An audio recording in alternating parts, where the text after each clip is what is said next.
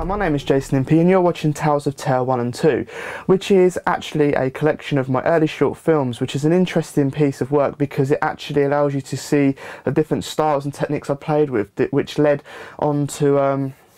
lend itself to the features that I made later down the line in my career. And we start off with Tales of Terror 1, which actually is credited on the credits as Tales of Horror, because the original title was Tales of Horror, but due to some early distribution that I was trying to get, the title had to be changed to Tales of Terror 1. Now, I prefer Tales of Horror as a title, but because of at the time and the distribution deal, it had to, Tales of Terror had to stick, but that kind of never went ahead, but the title stuck anyway. And we start straight off with my short zombie film, Zombies in the Wood. This was very exciting because this film won the 2 days later short film competition back in 2004, and it was the first time I'd made a zombie film. I love zombie films. I jumped at the chance to have a go at a zombie film, and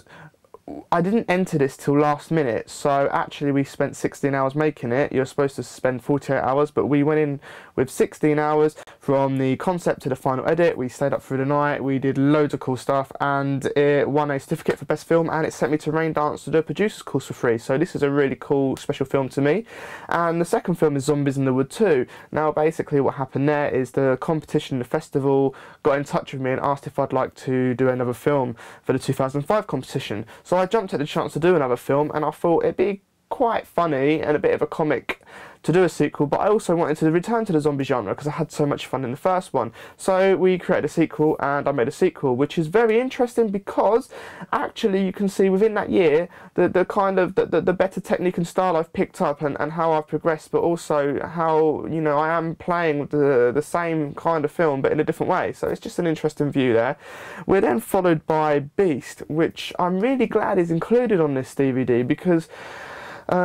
there's a lot of short films I made when I was younger. I was usually making them for a competition or festival, so I was following guidelines, but I also wanted to play with different techniques and styles and experiment with equipment and kind of find my feet as a filmmaker. So Beast was a film which I concentrated on the atmosphere, and rather than the gore that I've been doing with the zombie films and the gross out stuff, I wanted to make a film where I leave it to the audience's imagination and you don't actually see the beast, it's just in your mind, and a bit of a, you know, a kind of old school scared film. Now, I'll get to Tape of Horror later because that's on Tales of Terror 2, but straight after Beast, when I made it in 2005, I made Tape of Horror very quickly after, which I preferred and was a better film, so I did a lot of publicity on that. So Beast kind of got swept under the carpet and became a lost film. So to bring it out and to put it on this disc is great, because back in the day that film got into the top 3 of a festival and competition for best film as well. So it got shortlisted, so it's a very good film to include because it's a shame to have it been lost. We then come to an interesting film called Obsession. Now the version that's included on Tales of Terror is Obsession, the director's cut, which is the best version, because Obsession is my first short film out of college and out of studying filmmaking, so I had no boundaries, I was on my own and I could do what I want and make a film. So obviously being a horror fan, I jumped straight into the horror genre for a slasher film, and I liked it, but I was naive and young. I'd wrote a cool script that I'd like to actually make one day because the script isn't the same as the film due to people letting me down and budget restraints and locations and effects and a lot of things that happens to first time filmmakers and to filmmakers on budgets, and I had to quickly on the set change the script, cut bits out, adapt it, and it was alright what I got, but I was disappointed. It did a few festivals, it was a launching pad and started me off to the films that I went on to make, but it bugged me, so I returned a year later with the main actor Ken Dirk, and we shot some stuff. I got the rushes out, I re-edited the film, and I created a closer version. It was it's darker, this version, the director's cut. It's more, the tone is nastier, it's more of a gritty film. It's kind of the vision I had more in mind, so it was nice to revisit it and to include this version on the disc. Then we have Mind of a Killer, which was really exciting because it was the first film I shot on film. Now I love shooting on film, I'd shoot on film all the time if I could, but obviously it costs a lot of money, and for independent filmmakers, especially this day and age, everything's going digital, which isn't too bad because it's got better, but still I prefer film. But you know, so Mind of a Killer was shot on Super 8.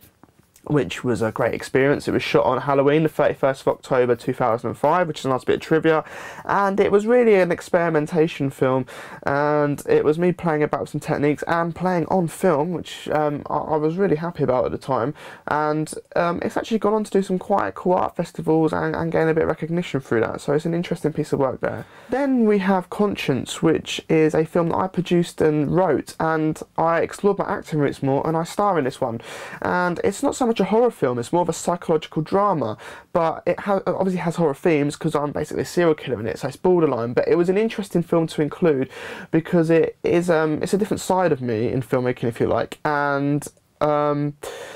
it was originally wrote because I wanted to do another film, short film,